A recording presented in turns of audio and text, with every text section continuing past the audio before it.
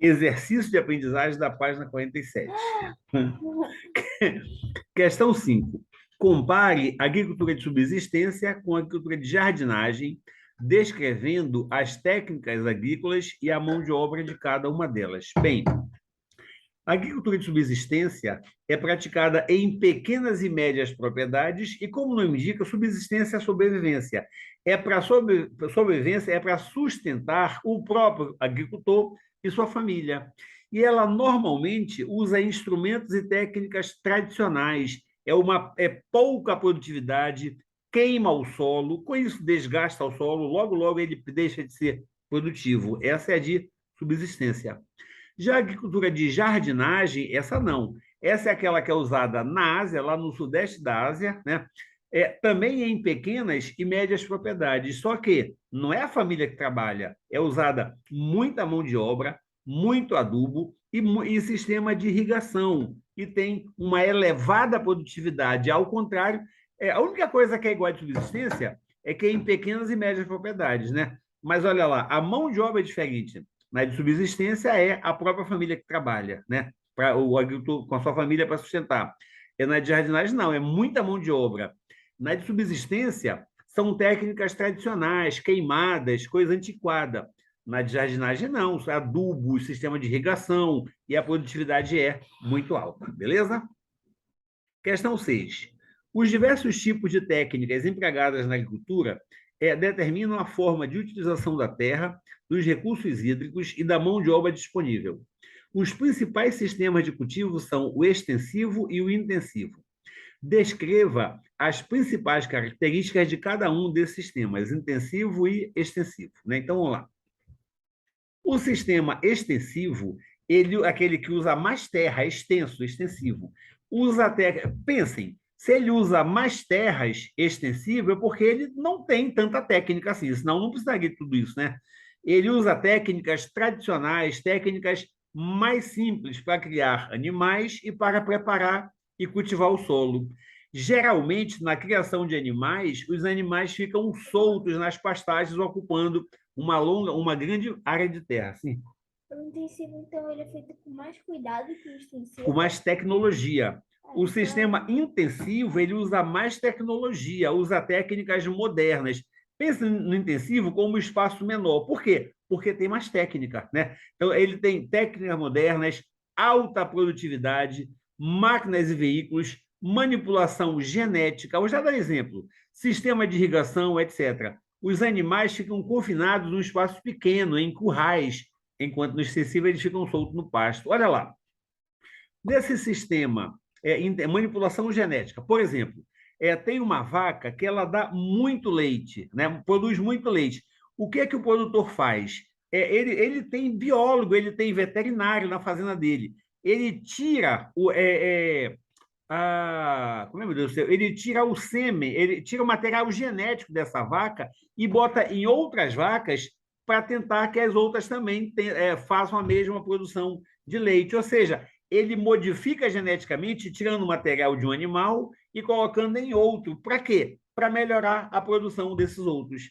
Ele pega um touro reprodutor, um touro que é de uma linhagem grande, bonita, que vale muito.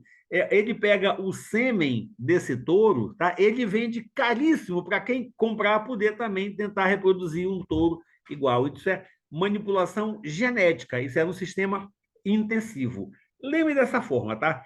Extensivo é como não tem muita técnica, é técnica tradicional, precisa de uma área extensa, os animais ficam soltos. O intensivo não, como tem muita técnica moderna, fica num espaço pequeno, confinados em currais, beleza? Só para vocês lembrarem. Questão 7. A cultura de cana-de-açúcar é uma das mais importantes atividades da agroindústria no Brasil. Não é apenas o cultivo da cana que se encontra em expansão, é todo o complexo agroindustrial canavieiro, que inclui a produção agrícola e também a produção industrial, com destaque à produção de açúcar e álcool etanol. Entretanto, essas mudanças também estão relacionadas à extinção de postos de trabalho, à maior precarização das relações e condições de trabalho. Precarização da relação de trabalho é trabalho em condições ruins, condições difíceis, tá? à intensificação do seu ritmo e ao aumento do desgaste físico e mental dos trabalhadores. Se na década de 1950 cada trabalhador cortava, em média, 3 toneladas de cana por dia, na década de 80, esse número chega a cerca de 6 toneladas por dia. E ao final da década de 90 e início da década de 2000, a média exigida do trabalhador alcança as 12 toneladas por dia, ou seja, ele corta hoje 4 vezes mais cana do que cortava em 1950. Identifique o tipo de produção agrícola canavieira e descreva as condições de trabalho nesses locais. Olha lá, a produção da cana-de-açúcar ela ocorre em uma grande faixa de terra, num latifúndio, é uma monocultura. Quando você vê um campo de cana-de-açúcar, não sei se o Matheus lembra, nós vimos muito isso lá em Pernambuco. A gente estava indo de Recife a Porto de Galinhas, tinha muito isso aí, passavam aqueles caminhões gigantes carregados, lembra de cana-de-açúcar? É uma terra gigantesca, muita terra, só com cana-de-açúcar, monocultura, tá? Essa monocultura, então, é latifúndio com monocultura, e os trabalhadores, está dizendo no texto, eles estão em condições muito precárias. Esse tipo de produção, essa aqui, olha, é tipo plantation, tá? O que é plantation? Uma extensa área, latifúndio, monocultura, só um tipo de produto, geralmente destinado para exportação, né? E a mão de obra trabalha em péssimas condições, são salários muito baixos, tem uma jornada muito intensa de trabalho, muito grande de trabalho, péssimas condições de trabalho.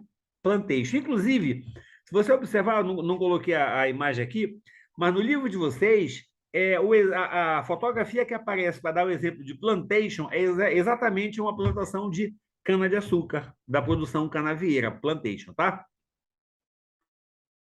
8. Analise a figura a seguir.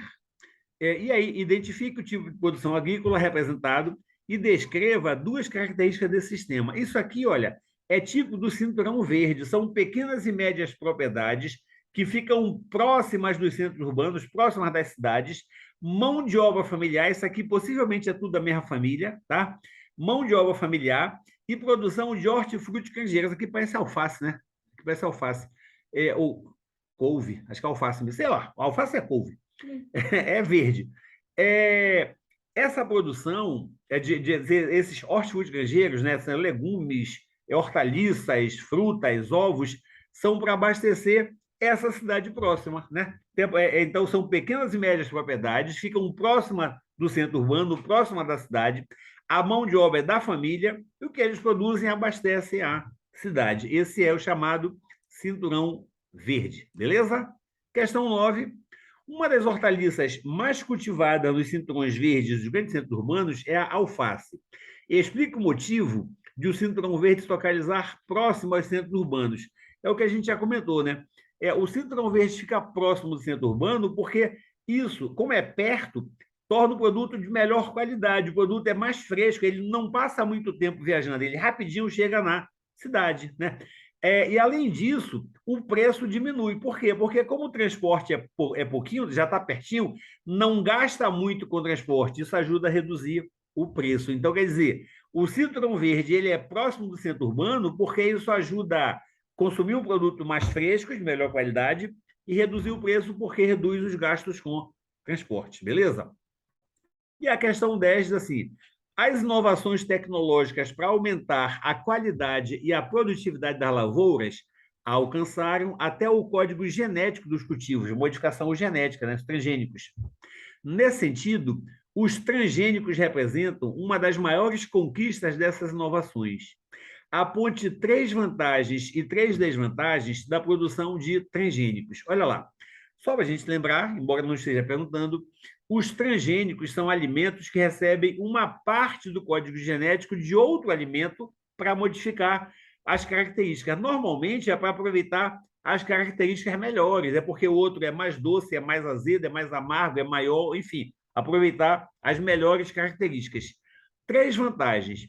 São alimentos que são tornados mais resistentes aos ataques de insetos, pragas e as condições adversas do meio ambiente, muito sol, muita chuva, etc. Além disso, o transgênico ele previne e reduz as doenças da plantação, da lavoura, e ainda aumenta a produtividade. Se é um alimento com mais resistência, ele vai acabar aumentando a produtividade. Agora, 3 desvantagens, né? Primeira, existem poucos estudos sobre os efeitos, os impactos do transgênico no corpo humano, né? Além disso, isso desrespeita as características de cada espécie, porque a gente está modificando na marra as características, perde as características que são naturais e ninguém sabe o que acontece a partir disso aí.